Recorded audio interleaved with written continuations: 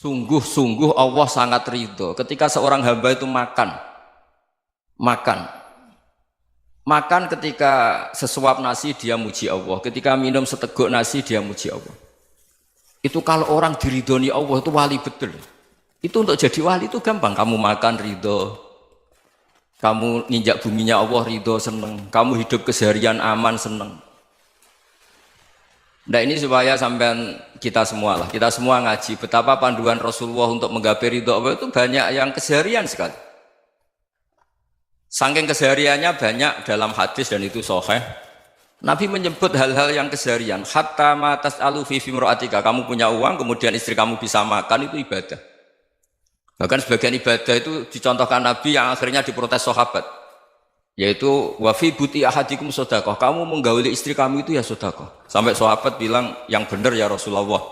Ayati ahaduna syahwatahu wa huwa lahu ajrun. Masa urusan biologis, urusan syahwat kemudian dia dapat pahala. Nabi menjawab, alaysa lawadu'aha fi haramin akana alaihi wisrun. Bagaimana kalau dia meletakkan ke yang tidak benar itu kan dosa. Nah, hal-hal seperti ini yang saya ingin teman-teman semua.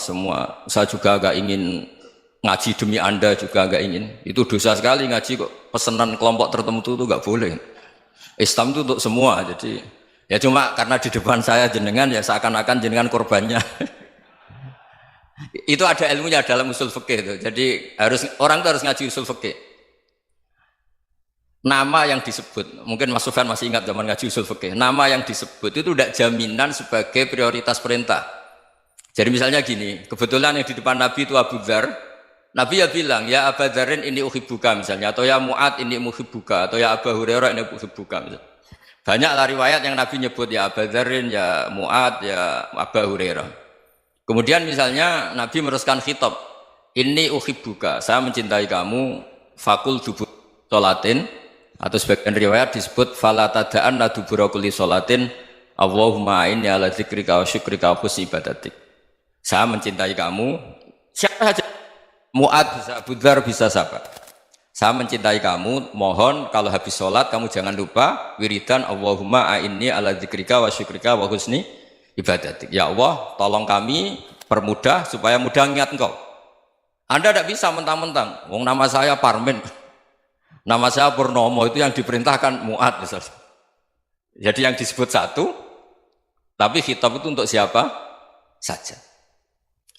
Saya teruskan. Jadi saya mohon semua kita melakukan kebaikan itu kalau dalam kaidah fikih disebut al yakin la yuzalu bisyak. Banyak kebaikan yang kebenarannya itu 100%. Tidak punya efek samping ke pihak lain, ke kelompok lain, ke komunitas lain. Itu tadi misalnya Anda makan dan itu murah sekali, hanya butuh satu piring. Setiap punyaan kamu muji Allah, setiap minum kamu muji Allah. Itu redaksinya Rasulullah SAW disebut Allah sangat ridho ketika seorang hamba makan, kemudian dia memuji Allah, atau minum kemudian dia muji Allah. Logikanya gampang. Negara seperti ini yang kamu harapkan bentuknya kayak apa, mertua, ipar, komunitas, tetangga, itu nyata terjadi itu kan belum pasti. Sementara yang mesti terjadi adalah kamu butuh makan, kalau tidak mati. Butuh minum, kalau tidak mati. Butuh bumi yang nyaman ditempati, kalau tidak kita juga mati. Sebab itu Allah kalau menyebut nikmatnya itu hal-hal yang keseharian. Alladzi at'amahum min ju'. Allah itu siapa?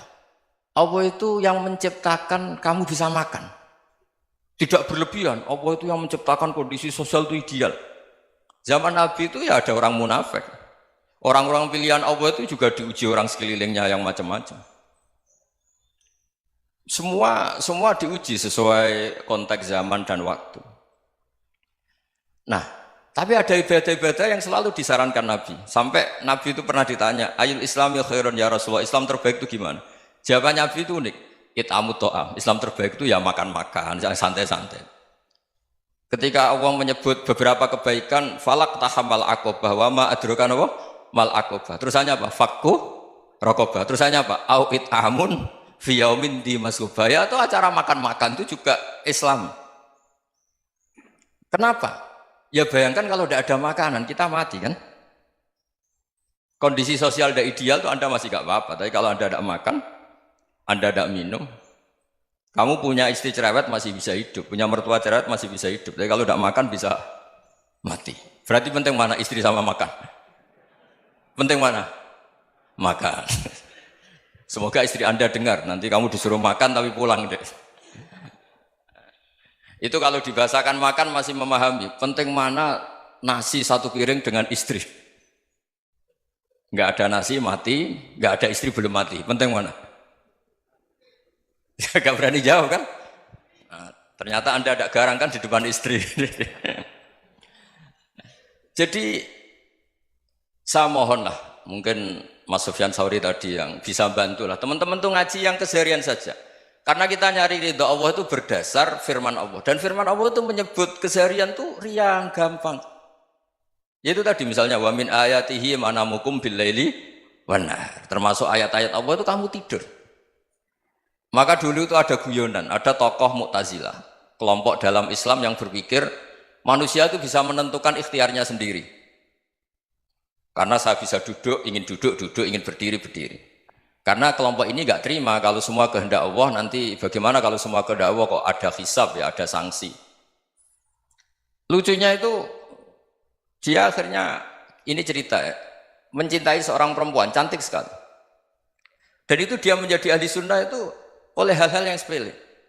Karena istrinya cantik, ya namanya suami istri itu hubungan intim. Terus ditanya, Mas, masih ingin lagi? Masih. Silahkan diulang lagi. Wah ya tidak bisa. Katanya manusia bisa menentukan yang diinginkan. Itu tobat itu. Itu nggak bisa ditobatkan Mas Sufyan Ats-Tsauri. Orang cantik yang mudah nobatkan orang itu orang cantik. Segampang itu. Akhirnya kita tahu, makanya kalau dalam kitab Hikam itu disebut al-aqil mayyakul madza yaf'alu wa hubi wal ghafil mayyakul madza af'al.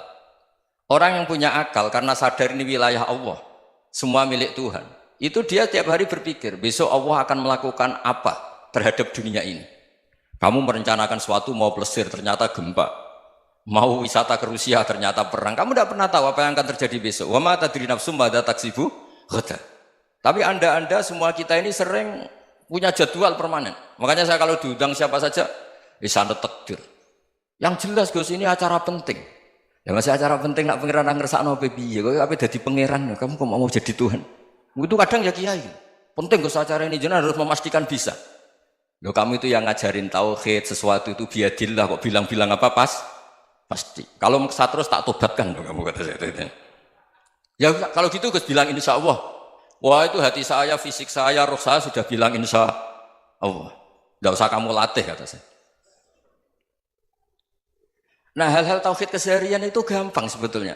Wal ghafil yaqulu madza af'al. Tapi orang yang lupa Allah dia setiap hari bilang besok apa? Kita bisa melakukan apa? Seakan-akan dia itu aktor, dia penting, dia subjek permanen, dia.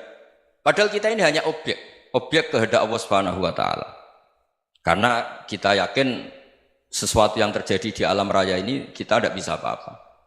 Makanya saya sering ngaji, sering bilang saya, ketika Anda mensifati Allah, Dia yang menghidupkan. Sudah itu tanamkan sehingga ketika kita mati santai saja. Kenapa santai?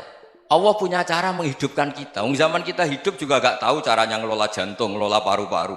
Kamu juga gak tahu ngelola oksigen yang tidak beracun, tidak mengandung polusi. Tahu-tahu hidup.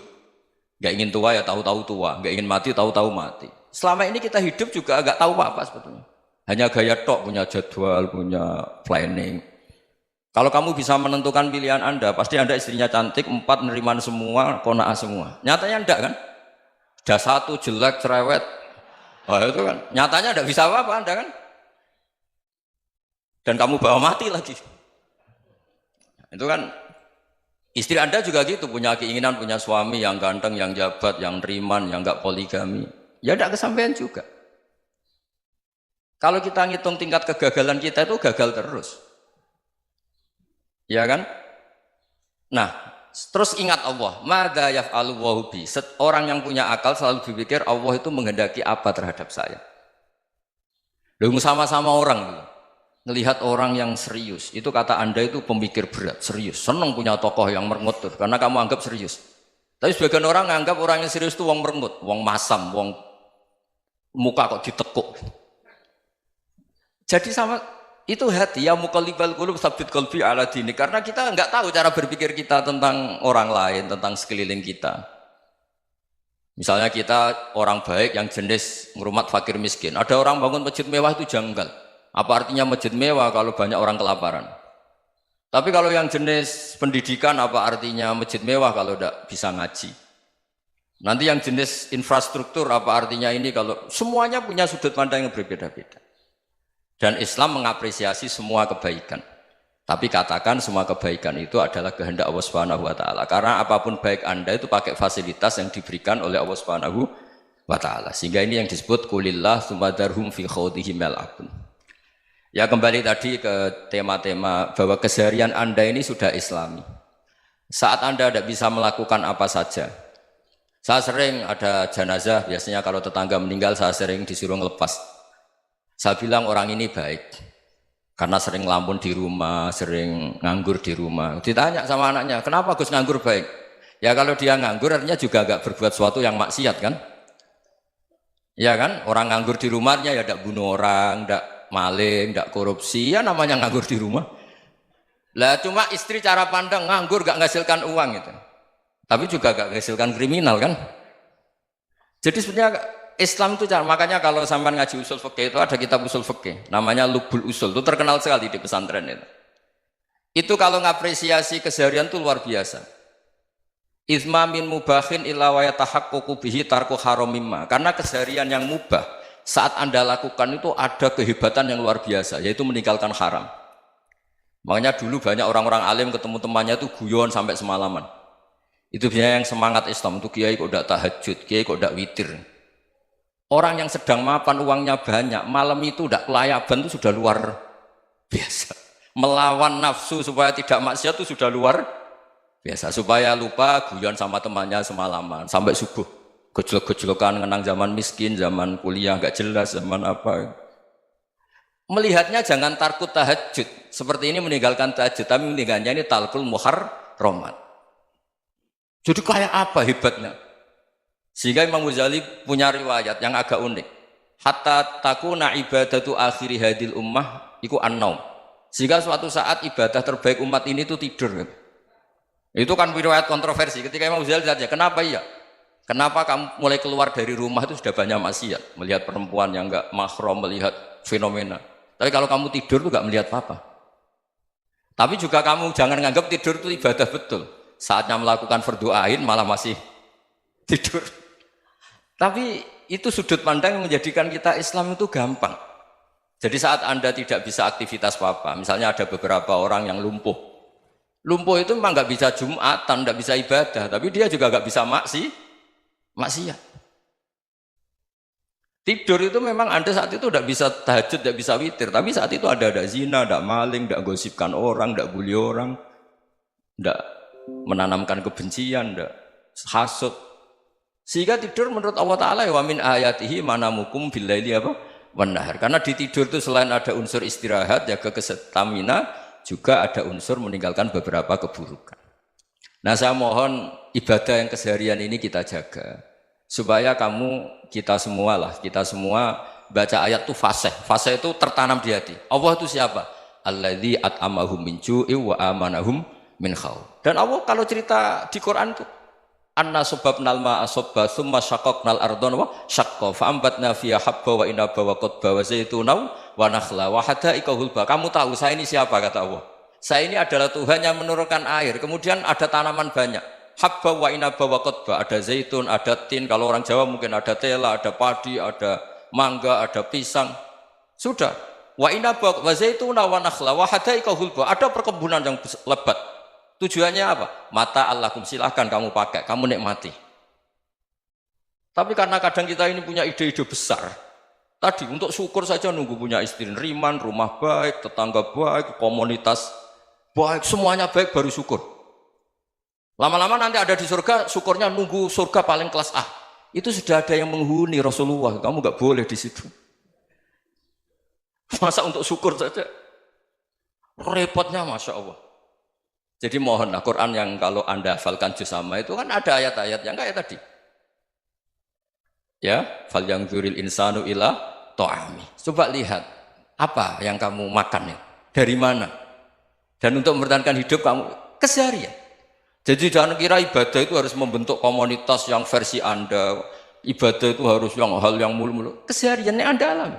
Loh ini saya tidak bikin-bikin. Saya ngaji bukan karena berdasar pesanan. Itu ayat yang saya bacakan betul ada ayatnya kan. Fal yang dzuril insanu ila tu'ami anna sababnal ma'a sabba thumma syaqqaqnal ardo syaqqa fa ambasna fiha habba wa inaba wa qadba wa zaituna wa nakhla wa hada'iqa ghulba. Terusannya apa? Mata'al lakum, silakan kamu nikmati. Mata itu silakan kamu nikmati. Ya kayak sampean dikasih hidangan ya makan.